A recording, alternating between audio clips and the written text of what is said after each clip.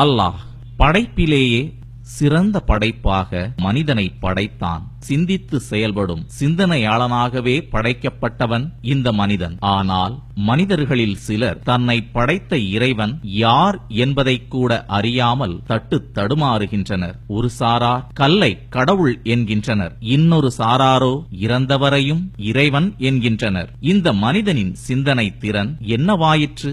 செயலற்று போய்விட்டதா அல்லது சிந்திக்க மறுக்கிறதா? மனிதனின் மடமைத்தனத்தை பாரீர். தேடி வந்தோம் எங்கள் ஷஹீதே, நீர் எங்கே எங்கே எங்கே எங்கே வல்லல் சீமானே. அந்தோ பரிதாபம்! அல்லாஹ்வை இரட்சகனாக ஏற்றுக்கொண்ட முஸ்லிம்களுக்கா இந்த நிலை? அனைத்து நபிமார்களும் அல்லாஹ்வை மட்டுமே வணங்க வேண்டும், அவனுக்கு எதையும் இணையாக்க கூடாது என்பதையே பிரச்சாரம் செய்தார்கள். இதற்காகவே அடிக்கப்பட்டனர், கொல்லப்பட்டனர். நபிகள் நாயகம் ஸல்லல்லாஹு அலைஹி வஸல்லம் அவர்கள் கூட இந்த ஷிர்க் என்ற இணை வைப்பை ஒழிப்பதற்காகவே அரும்பாடுபட்டார்கள். நபிமார்கள் செய்த இந்த உன்னதமான பணியை நாம் தொடர வேண்டாமா? இந்த கட்டிடம் என்ன அல்லாஹ்வின் ஆலயமா? இருக்காது, நிச்சயமாக இருக்காது. அல்லாஹ்வின் ஆலயம் அலங்கரிக்கப்படாதே. ஓ, இது மரணித்தவரின் மண்ணறை. மண்ணறை என்றால் மண்ணாகத்தானே இருக்க வேண்டும். என்ன ஆச்சரியம்!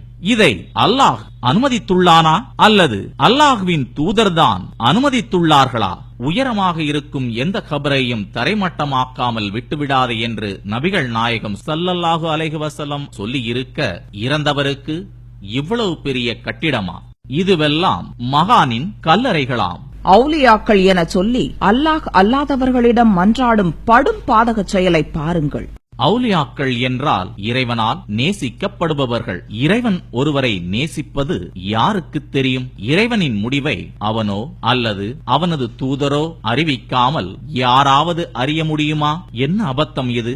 தன் மரண வேளையில் நபி ஸல்லல்லாஹு அலைஹி வஸல்லம் எதை எச்சரித்தார்களோ அதை சர்வசாதாரணமாக செய்யும் மடமையை பாரீர்.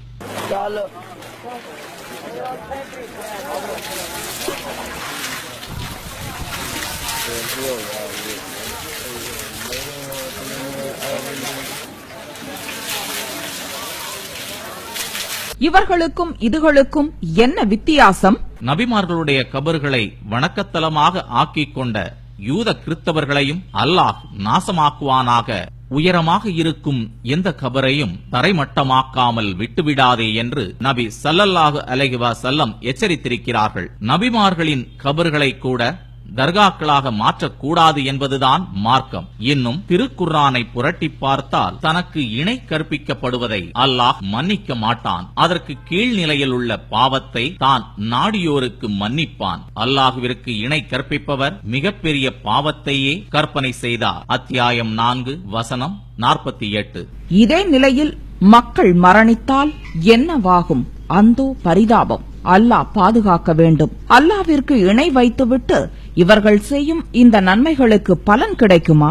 அல்லாஹ் கூறுவதை கேளுங்கள். நீர் இணை கற்பித்தால் உமது நல்லறம் அழிந்துவிடும். நீர் நஷ்டமடைந்தவரா